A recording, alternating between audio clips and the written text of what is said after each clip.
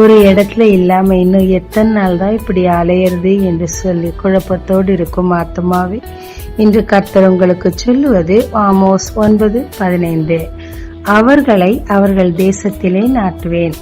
நான் அவர்களுக்கு கொடுத்த தேசத்திலிருந்து அவர்கள் இனி பிடுங்கப்படுவதில்லை என்று உன் தேவனாகிய கர்த்தர் சொல்லுகிறார். இஸ்ரவேலருக்கு தேவன் கொடுத்த தேசத்திலிருந்து பல காரணங்களின் நிமித்தமாக துரத்தி அடிக்கப்பட்டு சிதறடிக்கப்பட்டு அலைந்து திரிகிறவர்களாகவே காணப்பட்டனர். தேவனோ, உனக்கு என்று நான் கொடுத்த தேசத்திலே உன்னை நிலையாய் நாட்டுவேன், இனி யாரும் உன்னை பிடுங்குவதில்லை என்று வாக்கு பண்ணியிருந்தார்.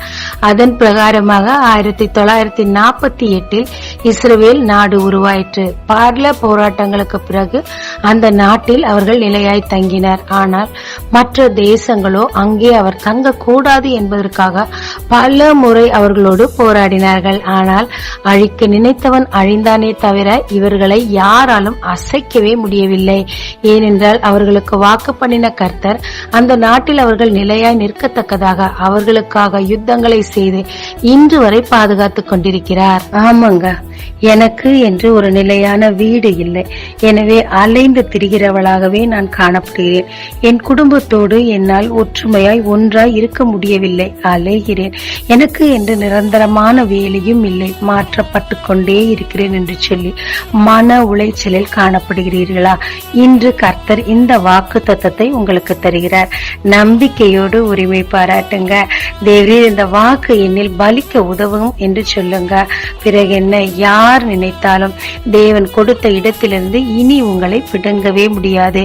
அதில் அதிக பிரச்சனைகள் எழும்பலாம்.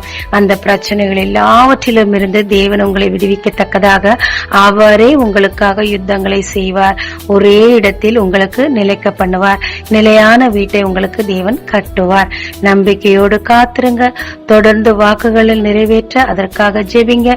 தேவன் உங்களை நிலைக்க பண்ணுகிறார். ஜெபிக்கலாங்க. இஸ்ரவேலுக்கு நிலையான தேசத்தை கொடுத்த தேவனே, நானும் நிலையில்லாமல் அலைந்து கொண்டிருக்கிறேன் அப்பா. என் வேலையிலே எனக்கு ஒரு நிலையான ஸ்தலம் இல்லை. அதே மாதிரி எனக்கு என்ற ஒரு வீடும் இல்லை. நான் நிலையில்லாமல் அலைகிறவளாய் காணப்படுகிறேன். அதிக மன உளைச்சலில் இருக்கிறேன் அப்பா. தயவாய் என் மேல் இறங்கி அவர்களுக்கு கொடுத்த வாக்கு தத்தத்தின் பிரகாரமாக எனக்கும் நிலையான வீட்டை கட்டுவீராக. நிரந்தரமான ஒரு வேலையை தருவீராக. இந்த அலைச்சலிலிருந்து என்னை விடுவிப்பீராக. வரும் பிரச்சனைகள் இருந்து நான் மேற்கொள்ளத்தக்கதாக தேவன் தாமே எனக்காக யுத்தங்களை செய்து என்னை நிலைக்க பண்ணுவீராக. இயேசு மூலம் பிதாவே, ஆமென். இயேசு கிறிஸ்துவின் நாமத்தில் இந்த நாளில் உங்களை ஆசீர்வதிக்கும் ஜீசஸ் விஷன்.